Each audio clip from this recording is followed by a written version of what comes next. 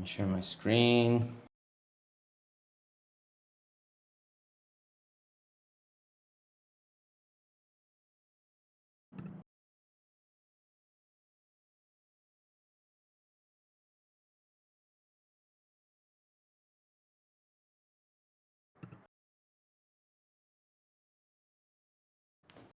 All right. Welcome everybody to the Ethereum.org August community call. We're a bit late with this one, about a week later than usual, but it's all good. So as always, a reminder, this is a community call for Ethereum.org, the website, not an Ethereum community call or an Ethereum Foundation community call. Important distinctions.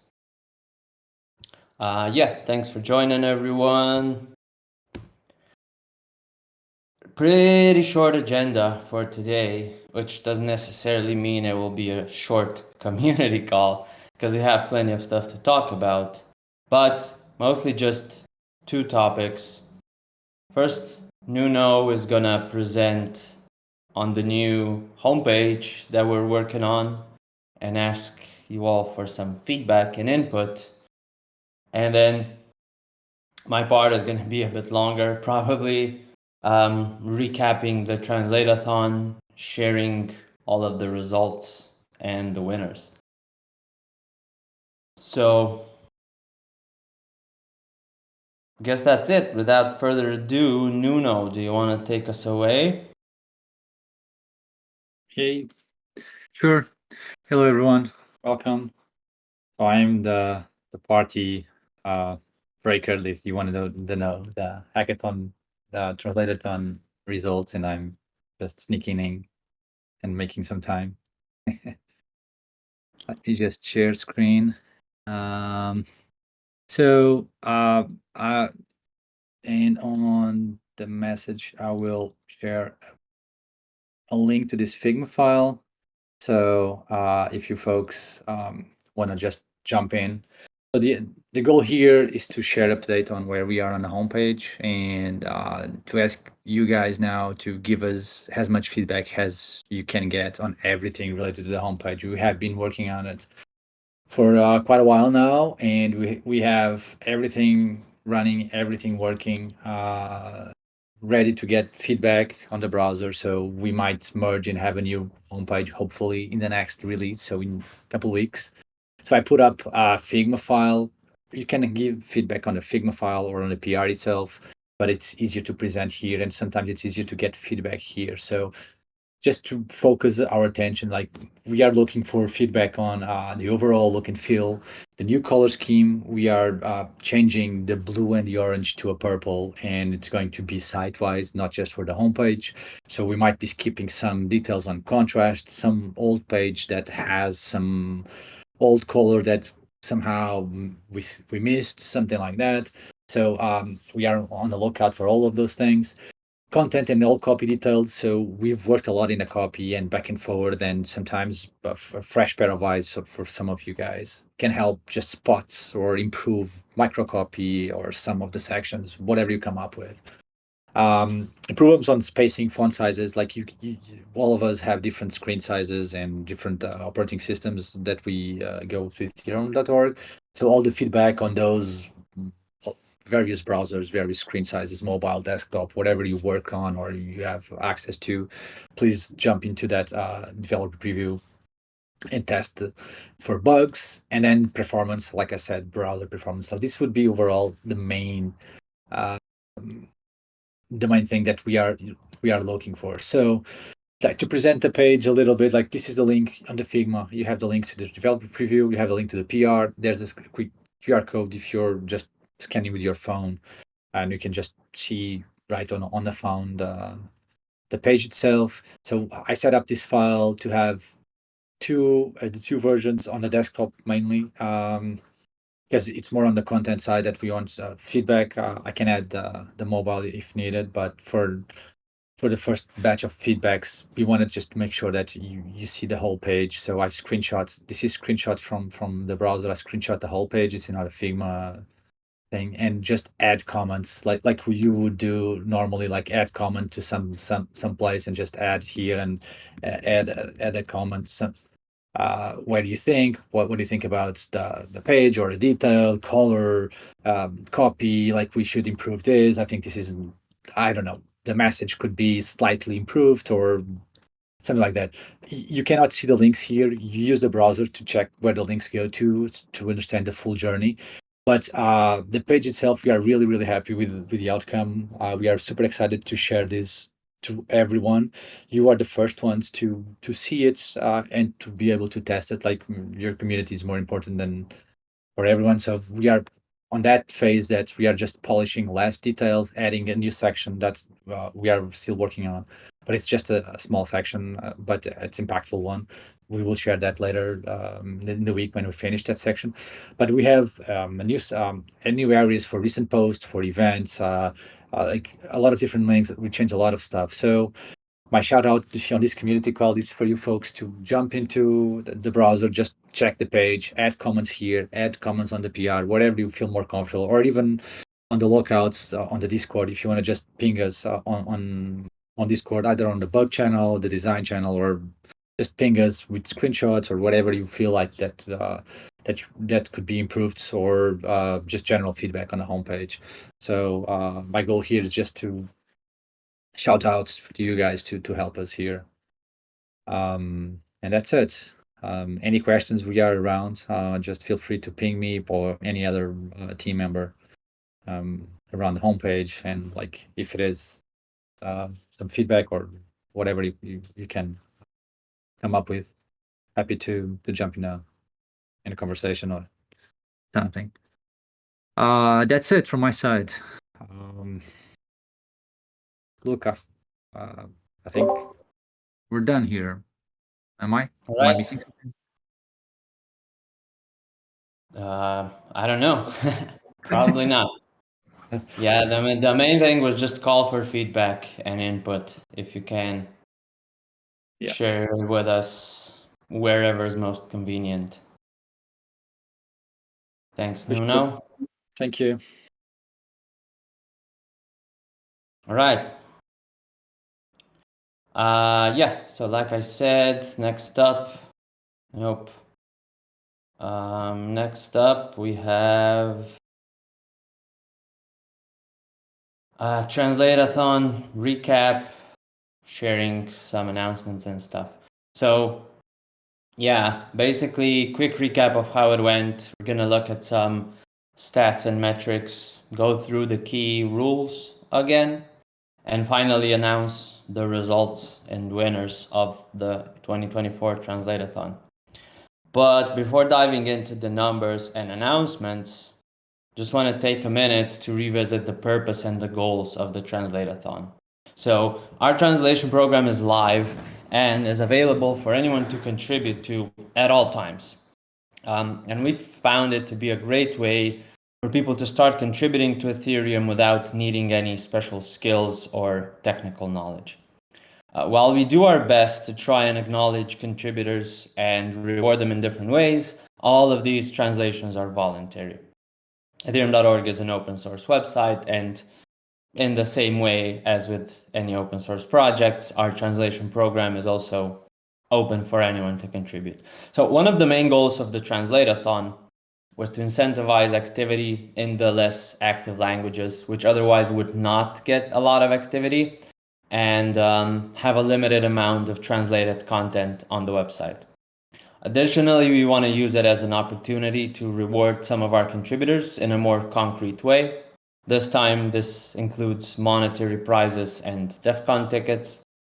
In line with the first goal, I guess, the Translatathon also allows us to add new languages to the website.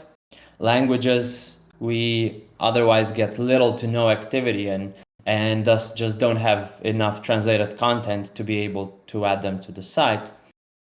And finally, we also want to use it as an opportunity to just spread the word about our translation program and get more people thinking about the importance in providing content in different languages to make learning about Ethereum more accessible to everyone, regardless of the language they speak.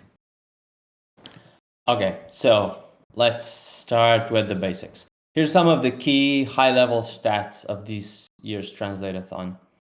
First of all, we had about 2.5 million translated words, which is amazing and is about 70% more than the total number of words translated during last year's Translatathon. The total number of translators active in all of the projects during the translation period was 327, which again is around 100 more active participants than last year. And finally, we had at least some activity in 70 languages this year, including a lot of new ones that we'll be able to add to the website for the first time because of this. So thanks to everyone for making this possible. There's also a lot of other stuff that we experimented with and added to the Translatathon this year for the first time, especially talking about the Translatathon hubs, which we organized 11 of in 11 different cities around the world, or actually we supported people, locals from these different cities and countries to organize these Translatathon hubs, right? We really didn't have anything to do with the organizational part ourselves.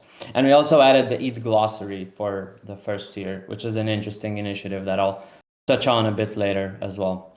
So these are just all very high-level stats. And as we'll see, they definitely don't tell the whole story. This year, we had a bunch of different projects that were part of the Translatathon source content, so the activity was naturally split between all of them. As expected, and also in line with the main goal of the Translatathon, which is to translate Ethereum.org, most of the activity happened in the Ethereum.org project. Specifically, around 2.5 million words were translated into different languages on Ethereum.org. Next up, the developer tutorials also got quite a bit of activity with around 164,000 translated words. These were followed by the ETH staker content, which was a bit surprising to me personally, but amazing to see, with 127,000 translated words, and the Solidity docs with 78,000 translated words. All of the other projects, which included Remix, Content, the PSE website, and Speedrun Ethereum, had around 59,000 translated words. So obviously, working in any one of these projects in Crowdin, it's not the easiest to keep track of what's going on in all of the other projects. And given that we had so many this year, just wanted to give a quick overview of what the activity and distribution looked like between all of these different projects. Another novelty this year was the ETH glossary app that we made, the main goal of which is to help us improve our glossary and eventually for it to act as an open source glossary of Ethereum terminology that anyone can use and contribute to. Was just gonna paste the link in the chat, but Paul beat me to it. Thanks. Awesome. So we've already received a lot of positive feedback on the app and the initiative itself, and we'll spend some more time in the near future to further improve it, as well as think about what its future looks like as a fully open source resource for the wider Ethereum community. But during the Translatathon, the activity in the ETH glossary app was also great. We received over 6,200 total submissions in 40 languages, 84 users who contributed at least one translation in the app. You can see some of the most active languages here, with Spanish being the most active with 763 submissions, which isn't very surprising given that Spanish was also the most translated language during the Translatathon and the language we received the most applications for. This is followed by Yoruba, Chinese Simplified, and Persian, and then Portuguese, Brazilian, and so on and so forth. All of which received a great number of submissions as well. And all of these are super useful. So thanks to everyone who suggested some translations in the app. It's going to help our effort to improve our glossary a lot. And obviously, the ETH glossary is still live and available, and it will be in perpetuity. I was going to say forever, but hopefully forever. So anyone can sign in and suggest some translations in their languages at any time. People suggesting translations to the ETH glossary during the Translatathon also got some bonus points added to their final Translatathon score. All right, next up, I'm going to share a breakdown of the Translatathon participants, starting with just the general breakdown of the status and eligibility for prizes. So as I mentioned earlier, we had 327 total active translators during the Translatathon, but this number in itself doesn't tell us very much, right? Specifically because 48 of these translators did not submit a valid application, which means they either did not apply at all or didn't include their crowd and profile in the application, which is really the only way we can know who you are, which crowd and account to track, how much you translated, and what the quality of those translations was. Additionally, 35 participants translated less than 100 words, which was the minimum amount of translated words required to be eligible for a prize. We also found 5 participants who created multiple crowd-in accounts and applied with each of them separately, translating into different languages in order to win more than one participatory prize or more than one prize for being a top translator in a language. Now, naturally, these are all automatically disqualified.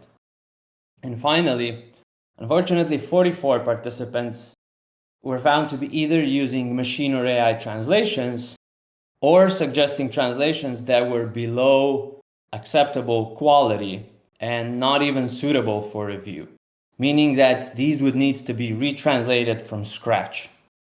That's how poor the quality was. So in total, this leaves us with 179 participants who are eligible for prizes. We'll also look at the evaluation criteria and the reasons for disqualifications in a lot more detail in a minute or so, just because I want to drive that home and really emphasize what the criteria was. But first, here we go. Yeah. Let's take a quick look at the breakdown of participants by the number of translated words. So this only includes participants who are eligible for prizes. So not including anyone who didn't submit a valid application, translated less than 100 words, or was disqualified for any reason. As you can see, 6 translators translated over 100,000 words, which is amazing. Hats off to all of them. Then we have 34 translators who translated between 10 and 100,000 words, which is also a very respectable effort. And the most active of these also made it to the top 10. We had 86 participants who translated between 1,000 and 10,000 words, and 53 participants who translated between 100 and 1,000 words. The main reason I wanted to share this distribution is just to show how much activity we actually had from individual participants and highlight that most people didn't just submit the minimum amount of words needed to win a prize or anything like that, but actually put some considerable time and effort into the translations, right? And going for some of the larger bonuses or prizes. All right, we are, I guess, slowly approaching the end of the recap part and into the more concrete part where we actually share the results and winners. But I should also share more details about the evaluation criteria and reasons for disqualifying some participants. So I imagine after we share the full list of results and people eligible for prizes, we're gonna get a bunch of questions. Why am I not on the list? So obviously everyone's feel free to reach out to me and we will share all the details with everyone. including the feedback we got on their translations, the quality of their translations, so the exact score they got, and also any potential reasons for not being eligible for prizes. But for now, just want to cover the high-level rules and criteria, I guess. So I've shared the breakdown earlier, covering exactly how many participants are eligible for prizes and how many did not apply or are not eligible for prizes for any other reason.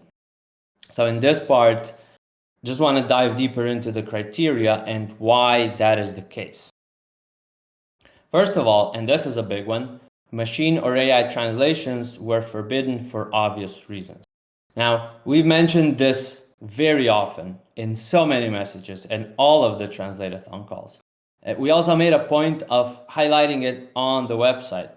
So if you know that you use machine or AI translations and are not eligible for a prize, honestly, that's on you. The second reason for disqualification is suggesting low quality translations. Now, it's important to highlight that our standard for quality was very low, and very few people were disqualified for quality alone.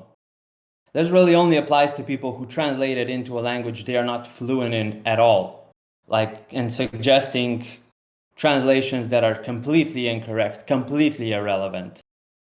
To drive this point home, an important part of our evaluation brief to the professional reviewers evaluating these translations was the question, are the translations good enough to review?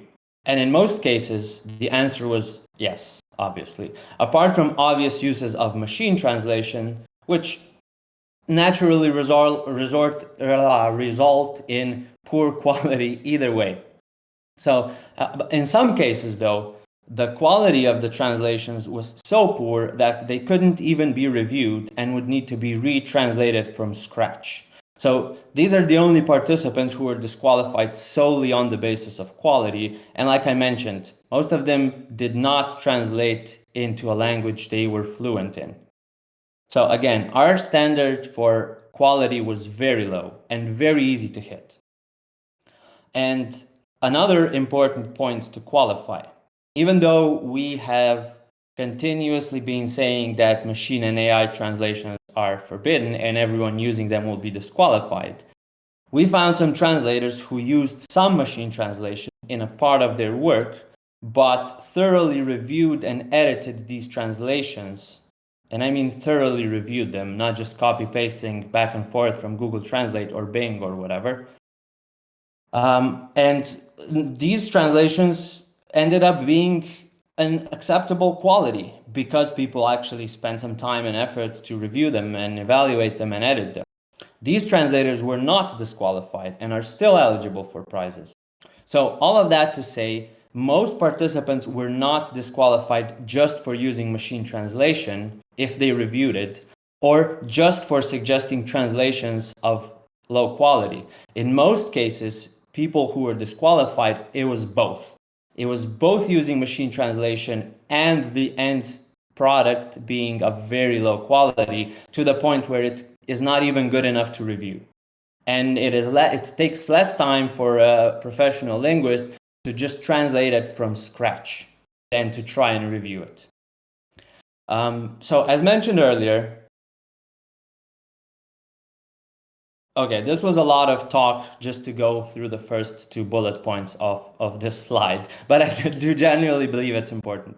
As mentioned earlier, anyone who didn't submit a valid application is also not eligible for a prize, for the obvious reason that we have no way of knowing who you are. We have no way of knowing how much you translated, and similarly, anyone who created multiple Crowdin accounts and applied multiple times using different details in order to win multiple prizes has also been disqualified. Now, this does not include anyone who submitted the application more than once by mistake or applied multiple times for different languages. All of those are still eligible. This really only covers people who obviously tried to cheat by creating whatever, like 5 different Crowdin profiles and applying 5 different times, using 5 different sets of data and details. Right? And they were easy to identify as well. All right. This slide took a while. The next ones are going to be shorter, I swear. All right, a couple of final items to share, and then we can finally announce the results and the winners. Starting with the bonus points. So as you all know, probably, we had a couple of ways for participants to earn bonus points this year, specifically by contributing to the ETH glossary, being an existing or past Ethereum.org contributor in any way, or having participated in last year's Translatathon. A total of 60 people won some bonus points for contributing to the ETH glossary, which is great to see. Now, this range is between 100 and 1,000 because that's the way it was set up, where in order to get 1,000 bonus points, you translate all 70 terms. And, you know, translating 60 terms got you 600 bonus points, 50 terms, 500 bonus points, and so on. 50 participants got bonus points for their past contributions to Ethereum.org, which is also great to see. Our other participants to the code and the content and the design getting involved with the Translatathon, and 49 participants got bonus points because they participated in last year's Translatathon as well. Next up, we have a summary of the prizes, which I am sure most of you are familiar with already, apart from the participatory prize, which depended on how many people end up being eligible for prizes, right? So to quickly recap, the winner will win $5,000, second place will win $3,000, third place will win $1,500. They will also, all three of them, receive a free DEF CON ticket for DEF CON Southeast Asia, happening in Bangkok, Thailand this November. The fourth and fifth place will receive $500.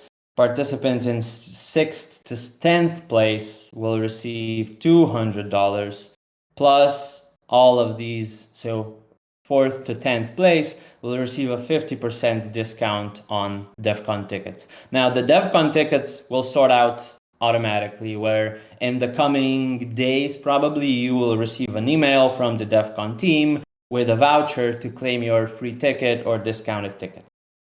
Whether you want to use that or not, if you're going to DEF CON or not, you know, that's totally up to you. But everyone that's in the top 10 is going to receive an email with next steps on how to claim your ticket.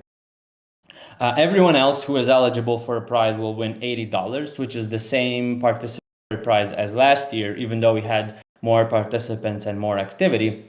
And the top translators in each language get $100 on top of their base prize. So the $100 bonus for being a top translator in a given language is basically a bonus to the regular prizes. Now, the prizes will all be paid out in ETH, and everyone who's eligible will receive an email with next steps on how to claim them pretty soon as well. I would say a couple of days or maybe a week or two, and you can receive, you can expect to receive the email on how to claim your prize. So really, apart from the first 3 places who are going to have to do KYC, everyone will just provide an Ethereum address and automatically receive some ETH to that. All right, so I see there's a lot of activity going on in the chat. I will get to everything later. Just want to get through everything and, you know, announce some winners. Talking about the prizes for top translators in each language, this is something we should cover in a bit more detail as well, and then we get to the actual results, I promise. So the first thing to mention is that this prize is limited to 1 per participant. So regardless of how many languages you translated into, you can only get 1 bonus prize of $100 for being a top translator in a specific language. If people translated into multiple languages, they will get this prize for the language they translated most into. So if I translated into 2 languages, in one language I translated 50,000 words, in the other 500 words, I will get the $100 bonus prize for being a top translator in the language I translated 50,000 words into. So for example, in some languages, there may be cases where someone actually translated second or third most words, not the most, yet they won the top translator prize in that language if the people who translated more than them already won the top translator prize in another language or were disqualified for one reason or another. And second, only languages with over 500 total translated words by all participants combined are eligible for this. And the reason is because a couple of people, not a lot, but a couple, mostly translated in one language, and then they found a random language, no activity, and machine translated a minimum amount of words into it just to win an additional prize. And there are also a few languages that only had one contributor who ended up not being eligible for prizes because of any of the reasons I mentioned earlier. So because of all of this, there were a total of 40 languages that meet the criteria. So 40 participants who won the top translator prize in any one language. Everyone can check their roles here on Discord already to see if they were the champion in any language or not. So these roles have already been assigned. We have an oat campaign for the Translatathon specifically that we just launched today that I will talk about more after we share the results as well. Most of the roles for that have been assigned. So if you translated over 100 words, over 1,000 words, over 10,000 words, or were the top participant in any language, you already have those roles. We haven't yet assigned the roles for top 10, for the third place, second place, and winner, just because obviously we didn't want to, ruin the suspense before we actually announce the results. All right. Now that we got all of that out of the way, I think it's time to finally announce the results and winners. What do you think? So to save everyone some time, obviously, we'll only go through the top 10 on this call, but I'll also share a spreadsheet at the end where everyone can check their final number of points and total prize, if you are eligible for a prize. All right, so let's get started. 10th place, we have 0x Mike translating into Greek. 9th place, Joe Chen translating into Chinese Simplified and Chinese Traditional. 8th place, George, Mr. Georgios, translating into Greek as well. 7th place, we have Hersit translating into Dutch. In 5th place, we have Sadglow translating into Hungarian. All right, time for the final 5. 5th place, Hedwika translating into Czech. 4th place, we have Sefer. 3rd place, there you go, Lunia Klama. 2nd place, Yagadish. And 1st place, Mgeth, translating into Spanish.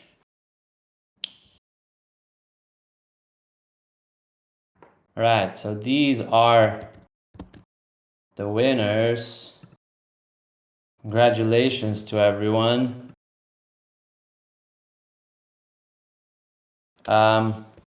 This was the main part I think most people were waiting for, but don't leave just yet. We still have a couple of things to go through. One thing is this list of winners and prizes. So everyone who's eligible for prize can check their final score and total prize in this doc. Now, if you are not on this doc, feel free to send me a DM, like I said earlier, and I can share the exact reasons as to why, right? I can share the feedback we got on your translations. I can share the exact score your translations got for quality. I mean, honestly, I would say if you use machine translation or if you created 5 different accounts to apply, you can still reach out to me, but probably don't bother because you already know what the answer is going to be. But like I said, most people who participated are eligible for prizes. So yeah, that's it on this. One last thing on the Translatathon before we wrap everything up. We also launched an oat campaign for this Translatathon specifically, where you can claim some NFTs based on how many words you translated, and some exclusive oats for the top 10 participants, top translators in each language. Now, the way this works is everyone needs to just sign in to Galaxy with their Discord, and based on the roles you have on our server, you'll be able to claim some of these NFTs. As mentioned earlier, people who are in the top 10 or third, second, first place don't have their roles yet. I will assign those right after this call.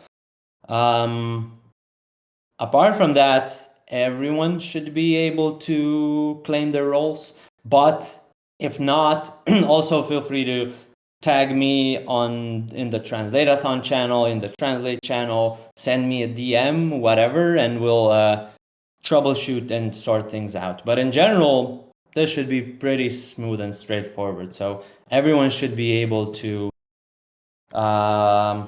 claim some NFTs for their contributions. And that brings us to the end of the Translatathon part. Now, regular housekeeping stuff. We have some community shoutouts, as always. Want to shout out Scott for designing the ETH glossary. Thank you, Scott.